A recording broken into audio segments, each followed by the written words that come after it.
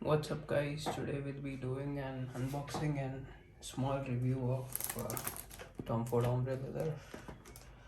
This is the EDP version, both of them. Uh, First, let me tell you, this is the travel sprayer. This is 10 ml. I got this for testing. I didn't think I would like it enough to buy a full bottle, but I did. As you can see, there's nothing great in the box as such. So keeping this aside, this is what the sprayer looks like on the travel sprayer. I've used about half of it. This is quite a strong fragrance. This is the bottom. It's Tom Ford logo on top, nothing great. And I'll just spray my hand for you to see. It's an alright atomizer, good for a travel spray. This is a very beautiful fragrance as such. Okay, let's get to the unboxing and then we'll get to my thoughts on the fragrance itself. This is the front of the box. Sides, there's nothing out here. Bottom, sides, some information out here. So one way, when I was looking to buy a full bottle, I was just looking up some videos. Apparently the way to tell the real from a fake is to see the fire symbol on the real deal, and the made in Switzerland is on the next line, whereas on most of the fakes, at least the ones I've seen, the made in Switzerland is on the same line as this previous sentence, right? So ASMR time.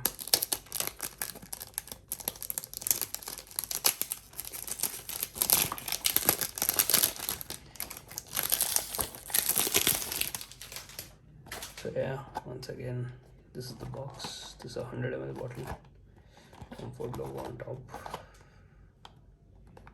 Nothing with the barcode. Oh no, there is a batch code on here, although it's not very visible. At least I can't see it because it's black on black. So anyway,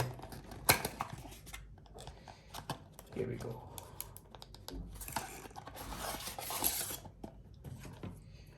So yeah, this is the bottle.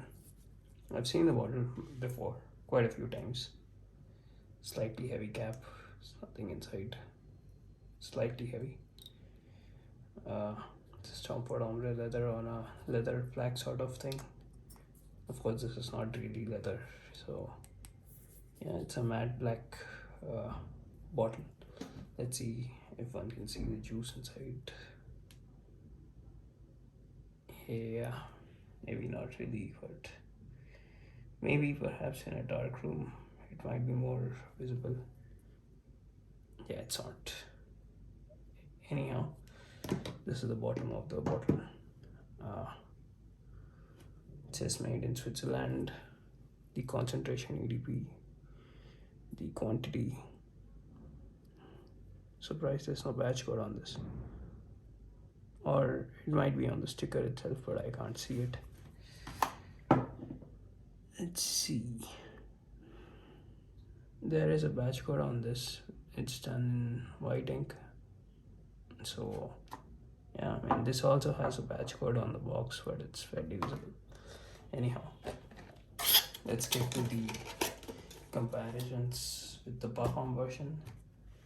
So what is this fragrance about, right? What this is about is leather, as you might think looking at the name, but from what I understand, ombre means, I think, dark in black or dark in Spanish maybe. I'm not really sure, but yeah, black leather is what they are trying to portray out here. So I've used about half of this, so I have plenty of wearings on this. This is an extremely potent fragrance. It lasts about let's say 9 to 10 hours on skin, and this is not something, as much as I like it, I don't think you would want to overspray this fragrance because it gives you a headache after 3 sprays, at least that's my experience. Now this has cardamom in the note breakdown, but you won't detect it as such. Like, it's not a out and out cardamom fragrance. What it does, Also, there is jasmine in the note breakdown along with leather, of course. What it does is it sweetens up the leather so it becomes more wearable, right? Amongst every leather fragrance I own and have tried, this is the most, okay, perhaps the second most leather fragrance which is wearable. Now, why do I say second most, right? Well, I'll get to that. So, yeah, this is something which you might want to wear specifically on at night, but you might also be able to pull it off in an AC room. As the fragrance progresses, like after say 3-4 hours, the sweetness dies down a bit, and there's patchouli and moss in the note breakdown, I believe. So, of course, the leather accord is still there.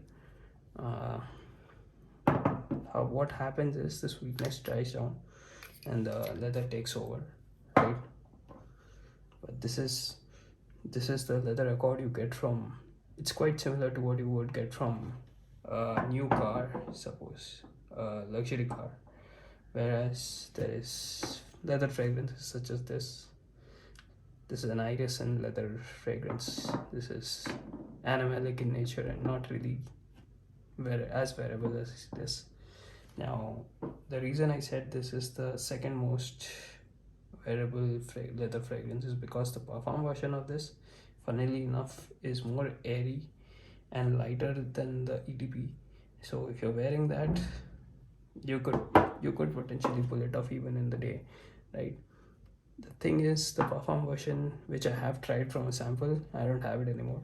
It doesn't last on my skin as long as the EDP. It's quite unfortunate. I don't know. I feel like it should have been the other way around. The Parfum should have been called the EDP and the EDP the Parfum. This is more denser, that is more airy. I think it has ozonic notes, the Parfum I mean. But this is going to smack you in the face. But definitely, this is not blind buy worthy fragrance. It's not really comparable to anything else I've smelled. So one must really try this before the buy. It's not a safe blind buy.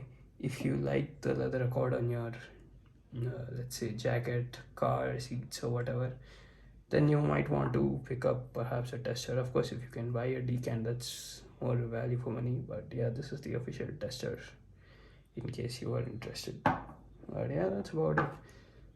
Of course, like I said, this is another beast. The leather in this smells like human. The easiest way to put it. Anyway, that's about it. Hope you liked the video.